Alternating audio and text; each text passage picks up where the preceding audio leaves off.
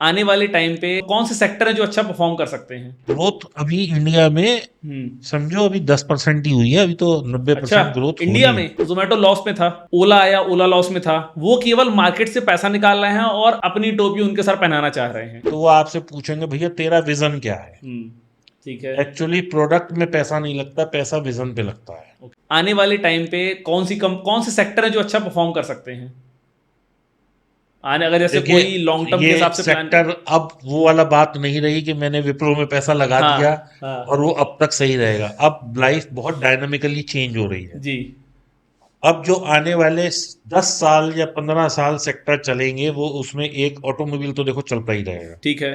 क्योंकि क्या है कि अब ये जो इन्होंने गडकरी जी ने ये लगाया है नया नियम, स्क्रैप पॉलिसी ले आए स्क्रैप पॉलिसी, हैं। हाँ। जिसमें कि 10 साल और 15 साल 15 साल। है। जी। जैसे कि मैं आपको उदाहरण दूं, मेरी एक गाड़ी थी, वो 12 साल से बिल्कुल सही चल रही थी, अच्छा। जो मेरे ससुर साहब चला रहे थे। जी। और वो शायद और 20 साल भी चलाते रहते उसे, हाँ। क्योंकि उन्हें सिर्फ घर से बाजार और बाजार से घर जाना था। ठीक है। लेकिन वो उन्हें बेचनी पड़ी, क्योंकि वो जो है टाइम बार हो रही थी।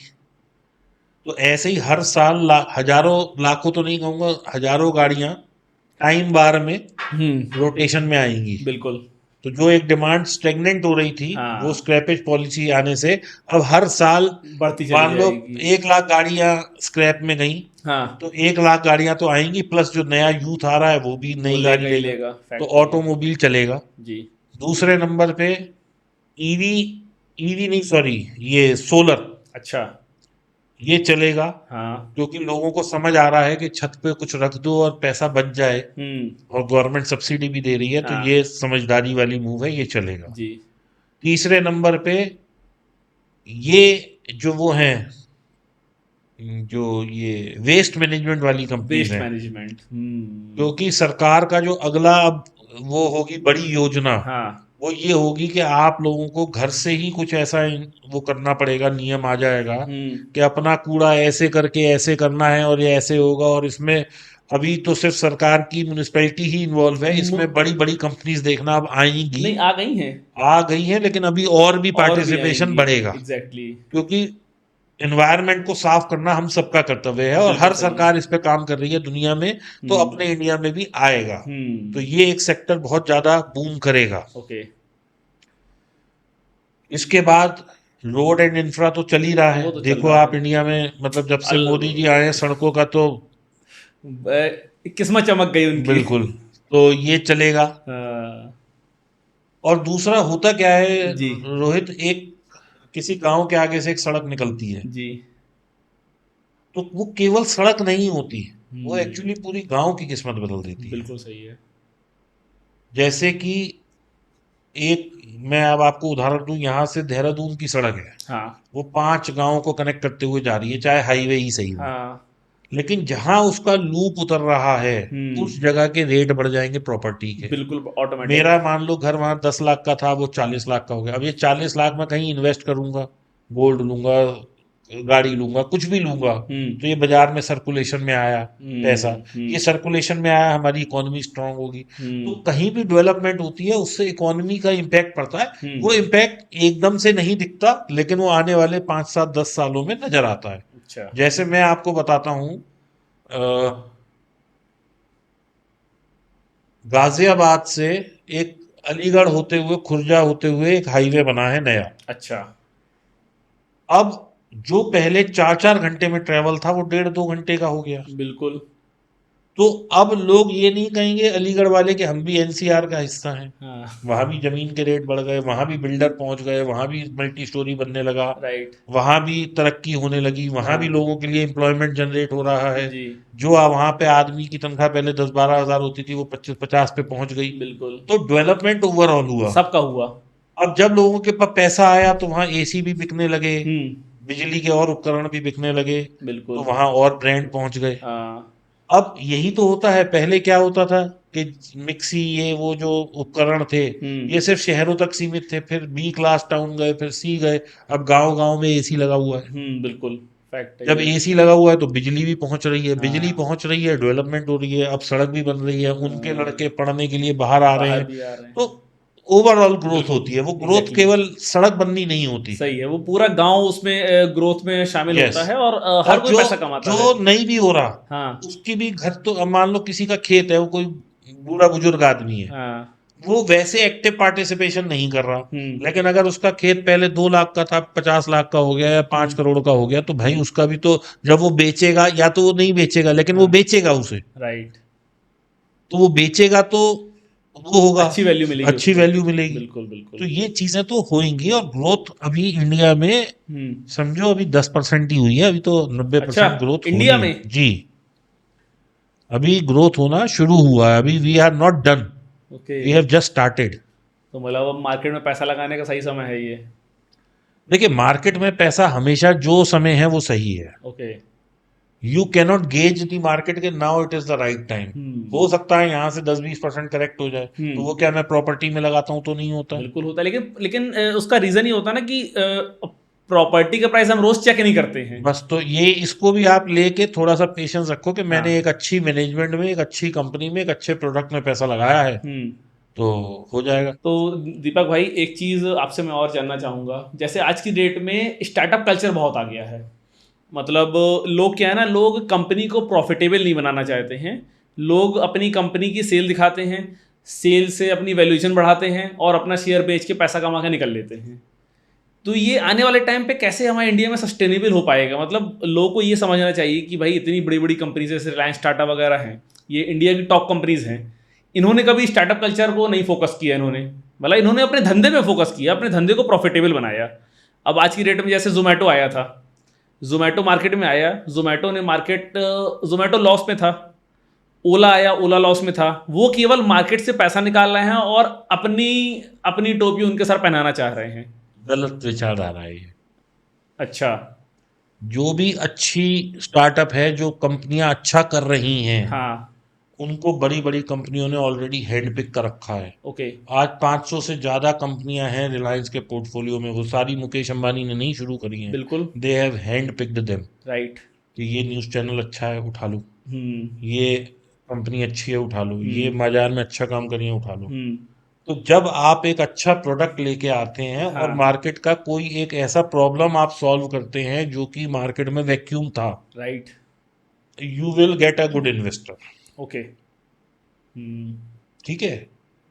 अब अगर आपकी नियत ये है कि मुझे तो हम्म। बस अपना पैसा बनाना है और निकलना है, इसको भी मैं गलत नहीं बोलूंगा। हम्म। आपके ऊपर कोई भी आदमी पैसा तब लगाएगा जब आपके प्रोडक्ट में जान होगा। अच्छा। आप मेरी बात को समझना मैं रोहित समझ भाई। रहा हूँ।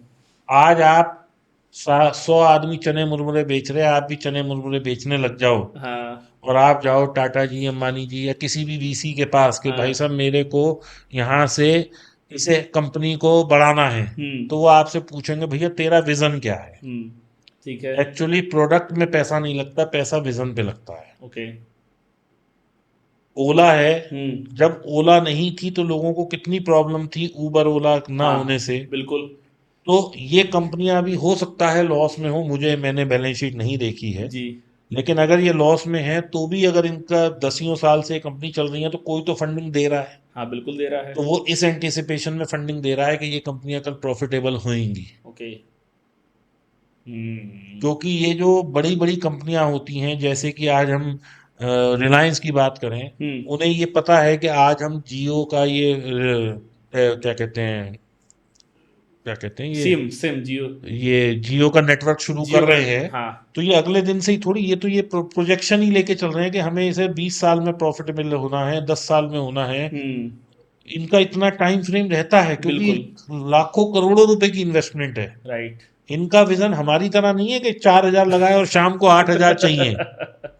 सही है। इनका विजन ये है कि 1 लाख करोड़ लगाए हैं, हम्म। 10 साल बाद क्या ये 1 लाख के सामने 10 लाख करोड़ का होगा? हाँ जी होगा। ओके। बस उनका विजन ये वो है। विजन है। उन्हें ये हर महीने हर साल ये ये नहीं, नहीं, इनका उनका वो लॉन्ग टर्म लेके चलते लॉन्ग हैं वो। टर्म वो है।